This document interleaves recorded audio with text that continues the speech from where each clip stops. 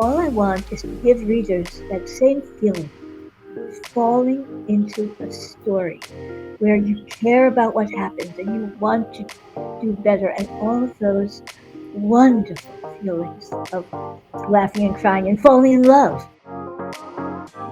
Welcome to Writers Unplugged. This is a series that will air throughout the year in support of Cleveland Reads. Writers Unplugged is a chance to hear your favorite writers or new to you writers in conversation, as if you were eavesdropping on them in a coffee shop. Cleveland Reads is an initiative in response to the low literacy levels in our community, and Mayor Bibb has challenged Clevelanders to read 1 million books and/or 1 million minutes this year. So I want to take a moment and say congratulations, as we have surpassed 1 million minutes read with 2,270,000 minutes and just over 108,000 books. My name is Jen Jumba, and I'm a librarian at Cleveland Public Library, and one of my favorite things to do is to talk to writers.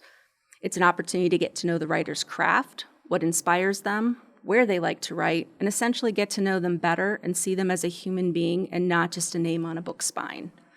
I am so lucky to be in conversation with award-winning Helaine Mario. You all are in for a treat to learn more about her main character, Maggie O'Shea's journey, which is infused with classical music, art, and mystery. Before we get started, I want to mention a few housekeeping notes. To find out who else is visiting Writers Unplugged, both virtually and in person, visit clevelandreads.com/unplugged.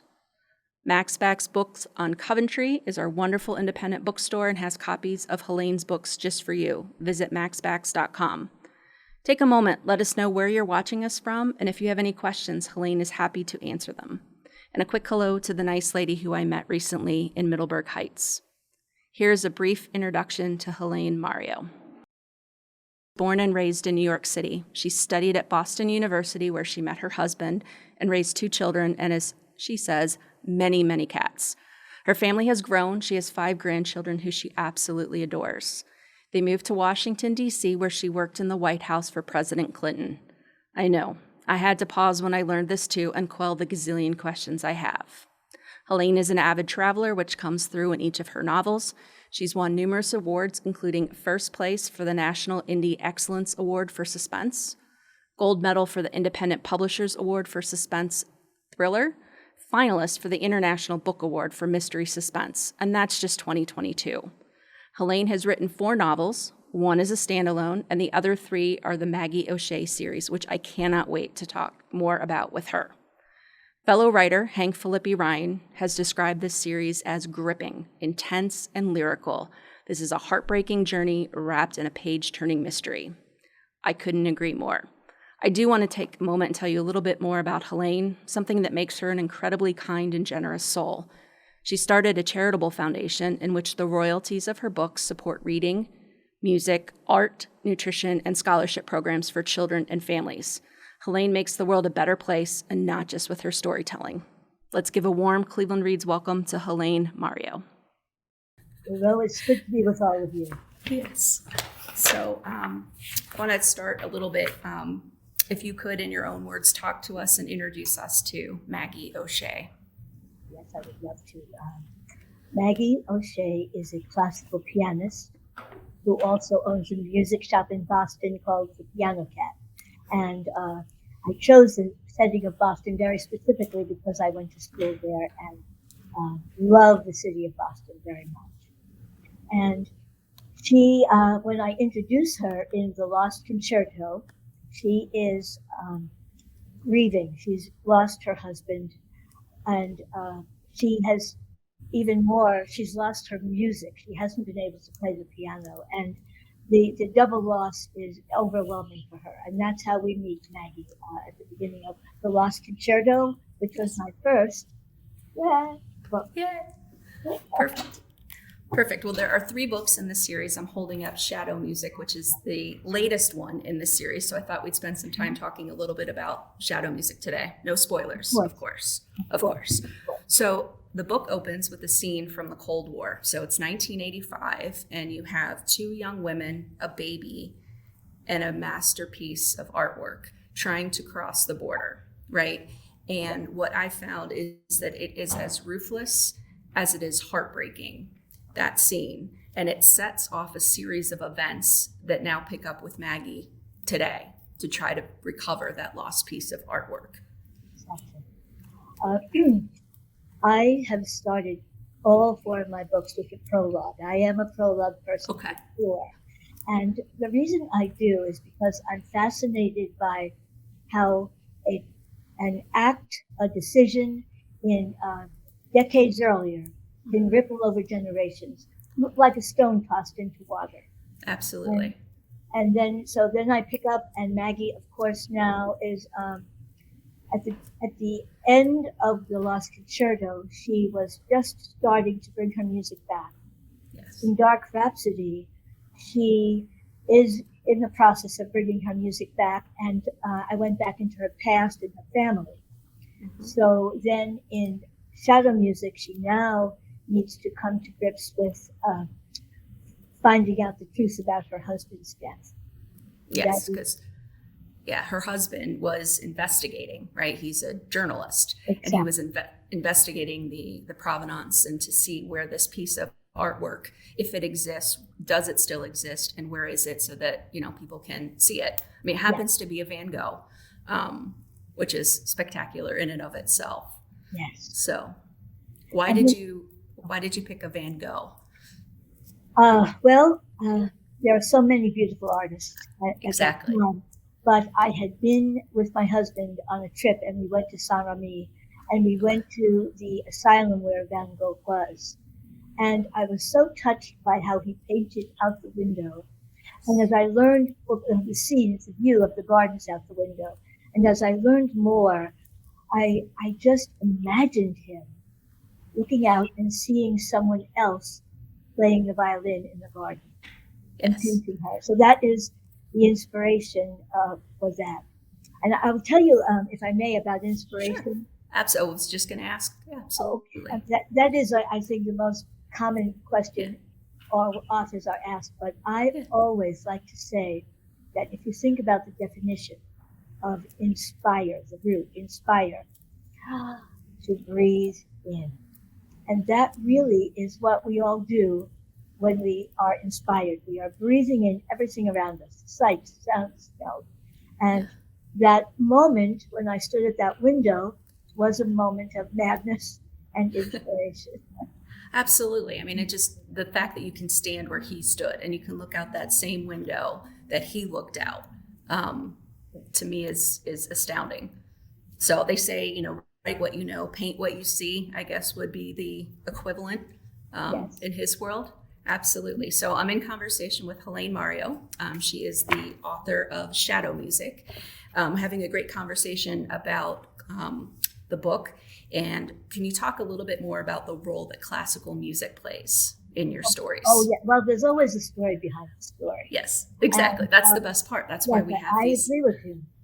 Yeah. And I did not come to writing until I was in my I didn't publish till I was 68. So I came to the whole process quite late.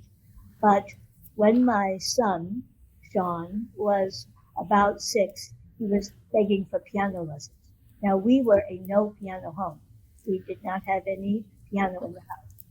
But we got him lessons, and he took to it beautifully. And we went over the years from a no piano home to a grand piano. Okay. And Steinway? Yeah. Oh, no, not a Steinway. Not yet. I have to remember what it was. Yeah. But we, because he has it now. I don't have it any longer. He has it in his home. Yes. But I was going to tell you about the music. I would sit after school and listen to him practice. At that time, I did not know very much about classical music, but I fell in love with the greats. I fell in love with it. And that's really when I was ready to write a book, I knew it had to be a pianist in my main character, and I knew I had to have classical music. And what I have done is, in each book a little more, I challenged myself. I try to have the piece of music that I choose mirror Maggie's journey. Right. So that's a challenge for me. Absolutely. I can tell you that when I was growing up, I took piano lessons. My brain does not process things the same way. I could tell you what a note was, but I memorized music until I kind of completed the school year. And then my parents are like, okay, you don't have to do it anymore. But then in my career, I worked for a classical radio station here in town, and same thing. Didn't know much about it, but was grateful to have people who introduced me to it. But I come at it completely viscerally, right? You just feel the music. You can tell when something is sad and soulful, and you can tell when something is happy. It's an incredible thing. And I have to say that I'm very grateful, because at the end of this book, you include a playlist, right? But I will tell you, and there are probably people watching and listening right now that will say that I actually paused when I was reading and would look up the piece of music and listen to it and then go back to reading. Yes. You just can't not do that. Same thing with the artwork. Like, I had to figure out that shadow music was not a real painting. Yeah. And I was very disappointed, because I thought, oh my God, that would be absolutely stunning to see somebody playing under the tree, the violin. Yeah. So absolutely. So there is a wonderful quotation in your book from Steinbeck, from his book, East of Eden, that I thought I'd share with everyone. Humans are caught in their lives, their thoughts, their hungers and ambitions, in their avarice and cruelty, in their kindness and generosity, in a net of good and evil. And I think when I think of your characters in your books, I think what you do so well is you capture the complexity of what it's like to be human, that we're, most of us, I should say, I'm sure there's some outliers, are not all good or all bad. But watching your characters, can you talk about why that was important to capture characters like that in your book? Yeah, well, first of all, I respect readers. I'm a reader myself, and we deserve interesting, complex, layered characters. And I am all about character. Please don't ask me to do plot. With my characters, I've really tried to give each one a very independent voice, first of all.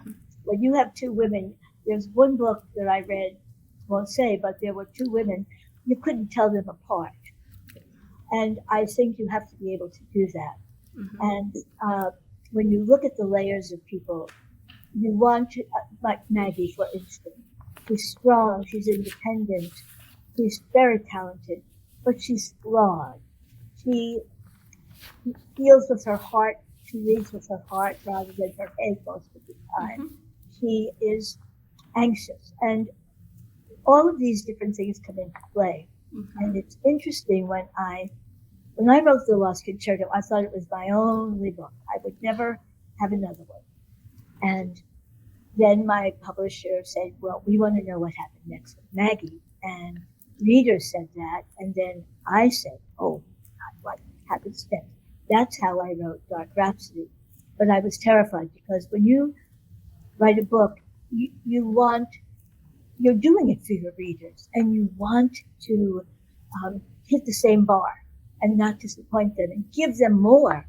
Absolutely. And so I went to my publisher, Pat Gusson, and I said, please, I don't know how to write a series. I put everything into the first book. Right. She said, no. She said, your readers will want to see a familiar person that they have come to love. And mm-hmm. that's the critical thing, Jen. Yes. I want my readers to care about my characters. She said, but you have to have a challenge, a new layer, add new aspects to the character. Absolutely. And that's when I realized, well, I didn't really explore Maggie's past yet. Mm-hmm. Her mother died unexpectedly at a young age. Her mm-hmm. father disappeared during a concert. So, woohoo, you're off and running. And that is how I look at the characters. The other thing, villains the same way. Yeah. Everybody, well, almost everyone in the world has some good and some issues. Mm-hmm. And I really tried with Dane, who was one of my major villains, I tried very hard to show what happened to him as a child mm-hmm. and why he is the way he is now. And it doesn't excuse him or forgive him, but it does give him a reason. Yes. Yeah, I think that's the beauty of reading, is being able to see characters, kind of see how they think and see what formed them, so that, it's not just a who done it, but it's kind of a why done it, right? You understand okay, in that same situation, I might make that same type of decision, but we all come to life with different experiences and different backgrounds. And that ultimately influences the decisions we make, Yes, good, bad, or yes. indifferent. I'm all about how the consequences of our decisions. I think that is a theme in every one of my books and will be. We do something, and then what happens? The stone in the water again. What Absolutely. happens? That decision we make. And also, with my characters, most of them trying to do the right thing. Yes. Maggie is someone who runs toward, not away. Mm-hmm. She is not based on me, but she is the woman I want to be. Me too. And kind, and all Yes. those things that You we are as those women things. want. Yes. Yeah. Yeah. I'm in discussion with Helaine Mario, writer of Shadow Music. So let's talk a little bit more about Maggie, right? She's somebody I would like to be too. And what I'm struck by is she's a classically trained pianist, right? She's traveling the world playing concertos, which I did not know until I worked for a classical radio station, which means you're basically soloing and the orchestra is playing behind you. Yes. So basically the star of the show. I mean, world-renowned, venues across the world she's performing in. And at the same time, you said she runs towards things, right? So she decides that she needs to, her late husband, kind of help investigate. So you have like the Department of Justice for the United States, and then you have this classically trained pianist who, for as anxious as she is, certain times she's incredibly brave and gutsy,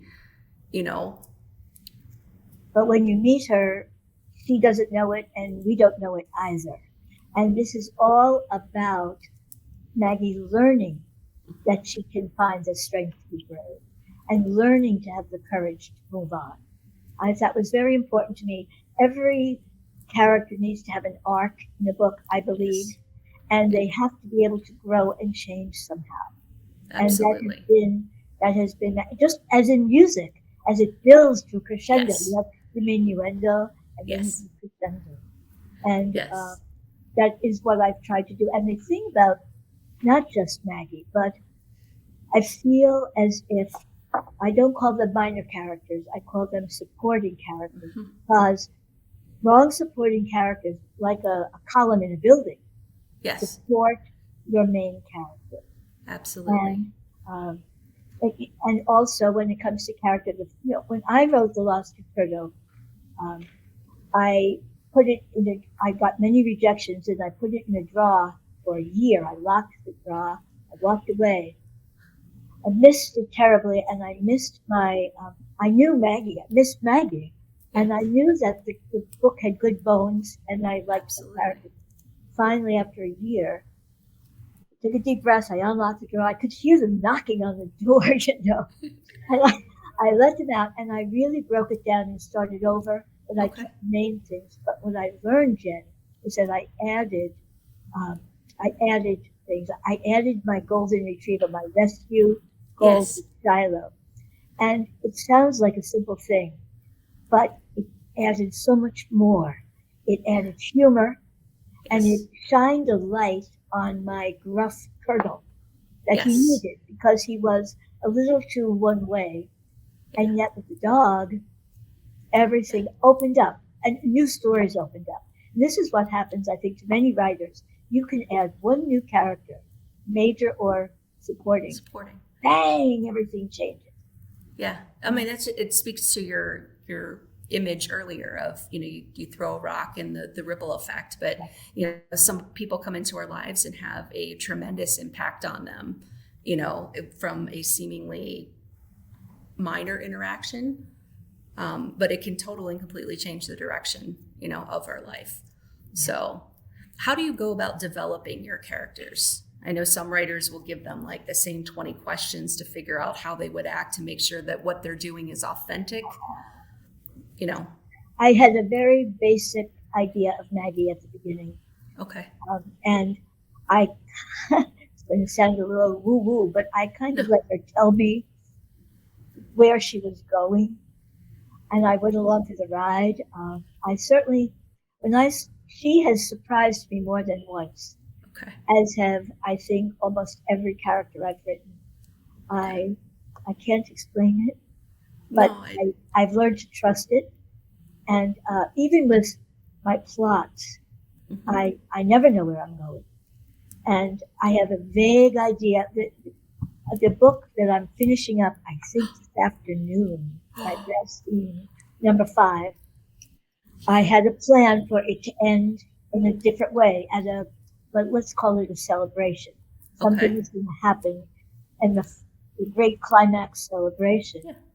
And I got there, I will say, well, no, I really can't do that because there will be children at this celebration. And I would never hurt an animal or a child. Yeah. So, so I said, okay, guys, gather around. What are you going to do? And Yeah. my husband made a comment that I trust him and I listened. And it Okay. opened up a whole different ending for me. Whole Okay. different ending. So Okay. it surprised me too. Yeah, so this speaks to, I mean, a lot of people listening and watching. I'm talking to Helaine Mario, award-winning writer. Talk about your process. So you would be considered a pantser, that you fly by the seat of your pants I versus absolutely, plotting and structuring. yes. The first time I heard at a conference, Steve Berry was talking about Yeah. plotting and Panther. I thought he said Panther, that beautiful Oh, black yeah. animal. I think, what the heck is the wrong Steve Berry, poor guy. Yes, and it was a light bulb on for me because I thought I was the only one who knew nothing about where I was going, and it Yeah. wasn't true. And many, I think half maybe, the writers are surprised by their character. Absolutely. And you spoke a little bit earlier about how you're surprised with where things end up, that you let your characters tell you where they're going. I think that's the only time where it's okay to hear other voices, you know, and not end up someplace else. Yeah, But to kind of live with them. And I'm sure, I mean, you're almost finished with, did you say 5? So that means there's a the fifth book. fourth, Well, a, I'm sorry, a it would be fifth the book. fourth Maggie book. It would be the Okay, good. fourth Maggie book. Okay. Okay. Yeah, Perfect. yeah. I Yeah, we're realized the story was not quite done, so here we are. no, that's absolutely terrific. So when you're writing and when you're not writing, does she kind of still hang out with you? I mean, when you're like unloading the dishwasher, do you think like, oh, Maggie probably might do this, or yeah, this isn't the dinner Maggie would want to eat tonight? Does it inform that much? Not that much, but it's interesting. I call it channeling my inner Maggie. If Okay. usually it's more if I'm faced with a decision or I'm Yes. anxious about something. What Yeah. would Maggie do? Yeah. And honestly, aside for a moment, oh, that's my clock. Sorry. That's okay. Um, uh, Taco Bell. all my books, I really want my reader to say, "What would I have done?" That is Yeah. huge to me. What Yes. would I have done in that circumstance? When Maggie visits me a lot, all the characters do in the middle of the night when I can't sleep Okay. because my process in a day, if I have 2 or 3 hours, that's wonderful. I will try Okay. to do that. But then when I go to bed, I realize what I wrote today was only fair. Okay, she should have given the jacket to somebody, and this person should have said that to her, and on and on. And then Okay. when I wake up the next day, the Right. first thing I do is go back to the chapter I wrote the day before, Okay. and I fix it best I can. And that kind of gets you into the mindset and the momentum I to was go just to gonna the say, next yeah, one. the flow for it to continue. Exactly. So you kind of write and then you edit and then you continue writing, and so Yeah, it's almost like and forth, yeah. back And and it's forth slow. process. I'm a slow writer, Jen. I write. It takes me 2 years, not one, to write a book. But I Well, feel as they're if two the hit. years well spent, I That's might my thing. say. Thank Yeah, you. I do absolutely. feel that way. Yeah. So I'm talking to Helaine Mario, award-winning writer. We're talking about Shadow Music, which is the third in the Maggie O'Shea series. I think let's talk a little bit about, let's see, one of my other favorite lines from the book, because, you know, Hank kind of talked a little bit about this book being lyrical and being heartbreaking. But there's a quote that you write that says, grief is just love with nowhere to go, because she's experienced so much loss. And it is amazingly succinct, but so wonderfully captures that feeling. Yeah. One of the wonderful gifts to me about writing is that I have been able to explore themes, especially as I'm older. Maggie is a more mature woman than many. I mean, she is right at the 50 mark. And so, right there, she's separate from many characters who are out now. Most psychological thriller women are in their 30s and whatever. So, I like Maggie's maturity. And I don't know where I was going with that thought. I'm sorry. Oh, it's okay. We were just talking about grief and loss. Oh, and yes, yes, yes. I've been able to explore grief and loss and family and forgiveness and all of these themes in such a way that using my genre. Now, I have to say, when I write my books, yes, there's mystery, there's suspense, there's history and humor and all of these romances. So to me, my stories are truly love stories. That is what I call my books. Love stories. Interesting. Yeah, I honestly feel that way. I feel that way too. I feel like you can't put it in a genre. That Yes. one part, there's this historical part of things that are happening because you're talking about the dynamic between the Russians who are trying to locate the same piece of work, the shadow music Van Gogh painting that Maggie's looking for, that her late husband was investigating and trying to locate the source of. So yeah, I mean, completely understand that. And then I think, okay, there is the love story because there's the story of just her love of, the Colonel. Yes. And then I think, wait a second, there's like music in here and there's art. So I'm learning that as well. So it is so hard to put it into a category. I agree. And it covers a lot of big things, as we were saying, forgiveness and redemption, and all of these are big ideas. Yes. And I think I want them to feel, I want them to question, I want them to cry and laugh. And I mean, that's like our life. Check. Yeah. I did all of those while reading, and I'm sure other people who will read this book will say, in this series will say the same thing. You find yourself like on the edge of your seat, like cheering, like, oh God, don't go there, don't go there. She went there, kind of holding your breath. That's Maggie for you. Yeah, that Maggie. I mean, there's a word. Well, I wrote the books I wanted to read, quite honestly. I've always loved this kind of a cross genre, big story, because I do have a lot of characters, which is a challenge, but I try very hard to keep them separate. I mean, my Sugarman does crosswords, and Maggie. Yes. This is a story behind the story. Yes. I wanted something a little special about Maggie that would set her apart beyond the biggies. And I got a catalog in the mail, and it had a cute little music T-shirt. I said, oh. And from then on, Maggie has this collection of goofy music T-shirts, like Etude Route. Yes. And people like that. People respond to these. I'm a fan of puns, and I have a bunch of course, as a librarian, right, a bunch of book-related T-shirts that have puns. So I was like, there's me in the book, right? Maggie has that same affinity for T-shirts that, gosh, if they make no one else laugh, they make me laugh, right? Awesome. When I wear that them. makes me happy because I want women to relate to Maggie. Without a doubt. Oh yeah, my mom's always like, do you really need another T-shirt? I'm like, but look how funny this is. My mom's always the only laughing at one. me. Yeah, you don't need another T-shirt. And I was like, but Maggie O'Shea has a bunch of funny T-shirts. Right? My problem is finding enough T-shirts for Maggie. Absolutely. I think that's one of the great things too about reading is that we have the ability to learn somebody else's perspective, right? And see the world through their eyes. And at the same time, there's the universal themes that we all as human beings experience. We've all experienced grief. We've all experienced love. I'm sure all of us have experienced what it's like to perform on stage, at Carnegie Hall. However, channel it. The interesting thing that I took a tour, of course, at Carnegie Hall. Yes. And I took piano lessons, and I was in the Sarasota Opera House on tour. When this is how inspiration comes, also, story behind the story. We were on the stage. It was very dark, but there was one light on.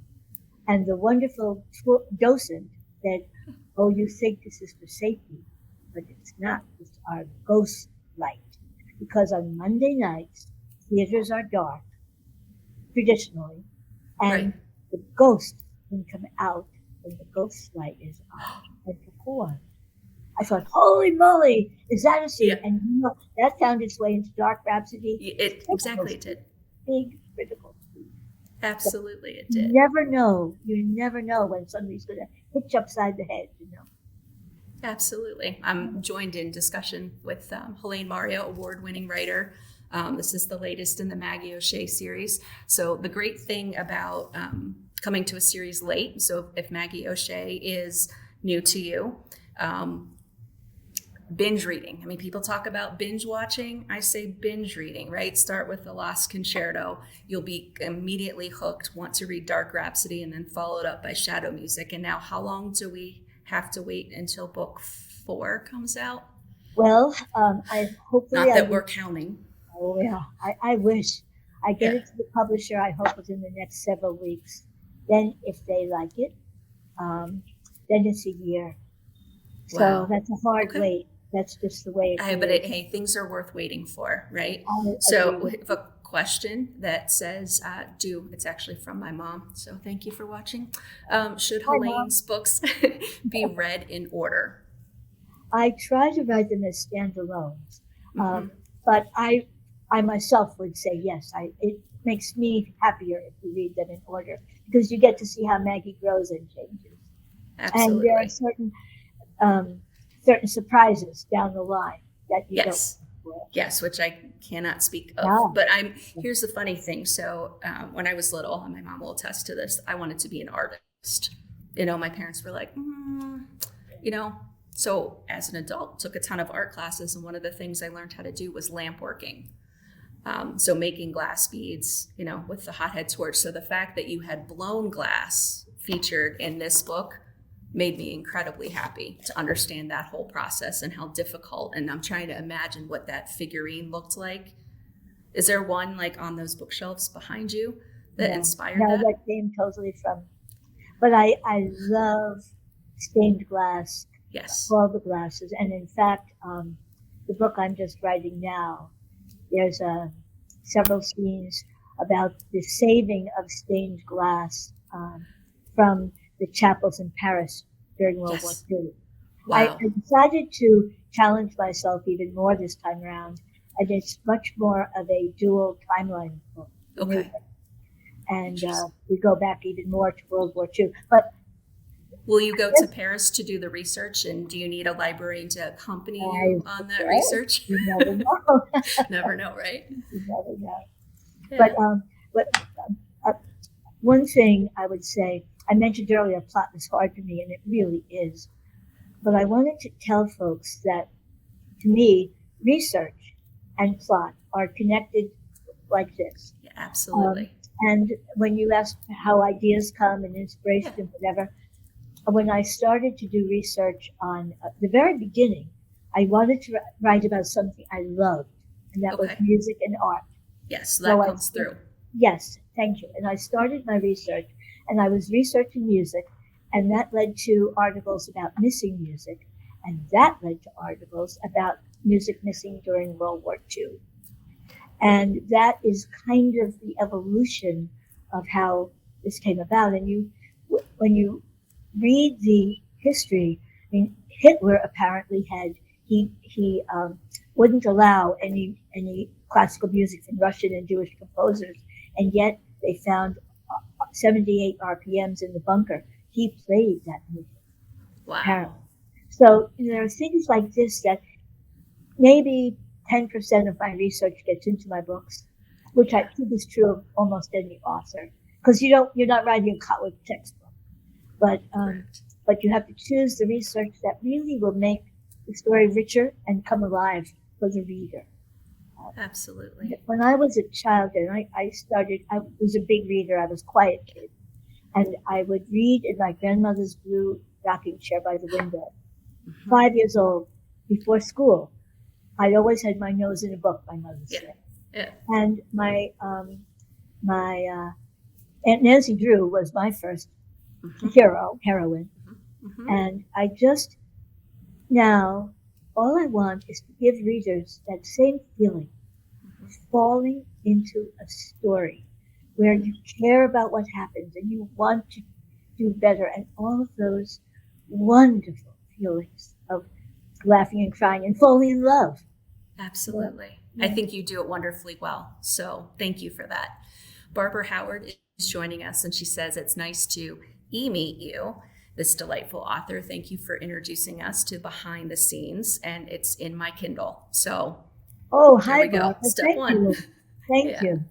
Absolutely. I think that's absolutely terrific. So you said only 10% of your research actually makes it into the book. Yeah. What was something that really intrigued you that you wish would have made the book that had to stay behind? Oh, there are so many stories in World War II, especially, Mm-hmm. that would trigger current events with Maggie.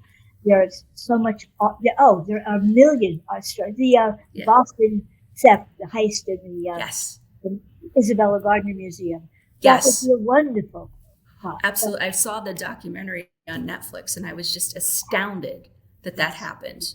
Yeah. I mean, that, it wasn't like something little. It was big, No. multiple. I mean, Right.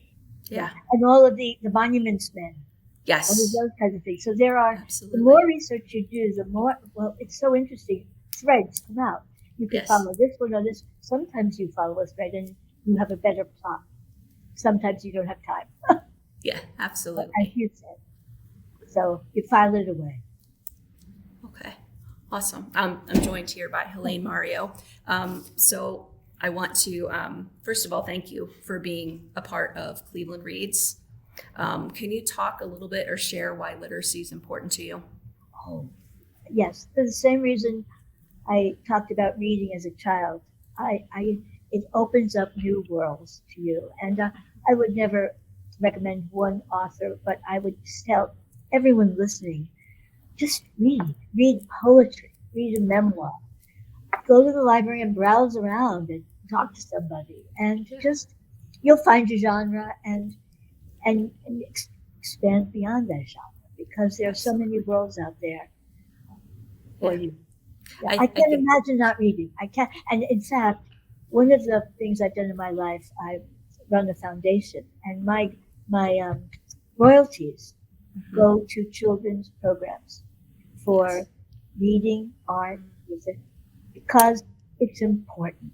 This is the next generation, and who knows what these children will do in our world for good. Right. Yeah, You know, I'm sure they will go on to do well. Yes, leave the world better than you found it. Jen. Yes. That's my philosophy. Yeah, I can say that I believe you have done that for sure. So we're trying. incredibly grateful. So I'm going to ask you the final 5 questions. Aha. Ooh, Okay. Besides yours, what book do you think everybody should read and why? I'm going to go with the answer I almost gave a minute ago. I think people should read poetry. What happened? I'm frozen.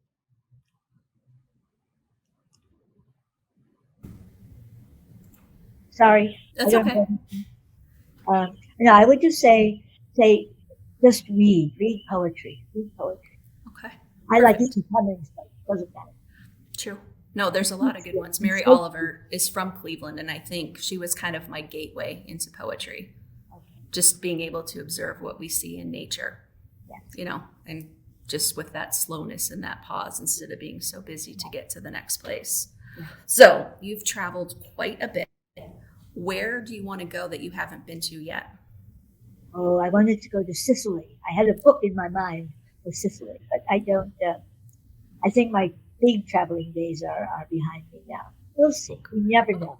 Sure. And you can travel through a book too, which I think is great about your series, is that, I feel like I've traveled to all the places Maggie has as well. And I have traveled to almost all of those places, and that's why you have scenes set in places that spoke to me. Yes. Got in the book, because I figure I'm like everybody else reading it. Absolutely. Yeah. No, it's that authentic, not just, setting a scene of, well, there should be a chair here and a door here and walk through here and look at the window here. So no. Oh, readers are savvy. You have to respect them. You have to. And you give them as much authenticity as you can. So speaking of traveling around the world, are you somebody who enjoys cooking? Ha! And do you have no? No. Maggie doesn't cook. That's No, she about doesn't. I noticed that too. I was like, haha. Yeah, another point in my favor. Yeah. Okay, so let's say you were going out with a bunch of friends and you're going to sing karaoke. What song would you sing? Oh, it's just you're hard. You're hard. Um, Somewhere over the rainbow. Perfect. And then But, if but you could really, if I could sing classical music, I would sing classical. Absolutely. So one of the things that my friends and I play is whenever we head to the art museum for a particular exhibit or just to go in general, if no one were looking and you could take home a piece, what piece would you take home and hang in your house? Oh, I would take probably a very basic with I would take home probably a Monet because of the colors. And because I was in Giverny and saw the gardens, and I just love, I love the light and shadow. Yeah, I've taken some painting classes, and my art instructor said that Monet did not like to clean his brushes, which is why you see so much color. He would just pick it up and go to the next color without cleaning. And so that's why you see like the red in with the purple, because he decided to switch. Plus, I love the texture, right? Like I love that you can see brush strokes. That's kind of my thing. So the Impressionists are always, when I go to any museum, I zoom straight there. And then absolutely. I cry. Oh yeah, when you go to the Musée d'Orsay and you just see the entire room of the water lilies of Monet, it's stunning. Exactly. Although in shadow music, when I was at the museum in Paris and I stood in front of the Van Gogh, and that was really, there was an old couple down in the corner, and it touched me so personally, and that was again the genesis of so much in the book. Yeah, that's terrific. That's so much of you and what inspires you to go back to your original word of inspiration, to draw air. You know, not to just draw air, but then you take the time to put it into words so that we all can experience that same sense that you did. So thank you. It's exactly right. So I want to say thank you to all of you who are joining, who are watching and listening. We're joined by award-winning writer Helaine Mario. So you've been listening to Writers Unplugged. I'm Jen Jumba with Cleveland Public Library. I want to thank our incredible tech team for helping us navigate today. And a huge thank you to Helaine Mario. I think I can say that we all look forward to seeing what story you tell next. Oh, you're more than welcome. It's been my honor to join you. And I think your program is outstanding and important. Absolutely. Thank you so much. Thank you. You're right. Bye, everyone. Thank you. Mm-hmm.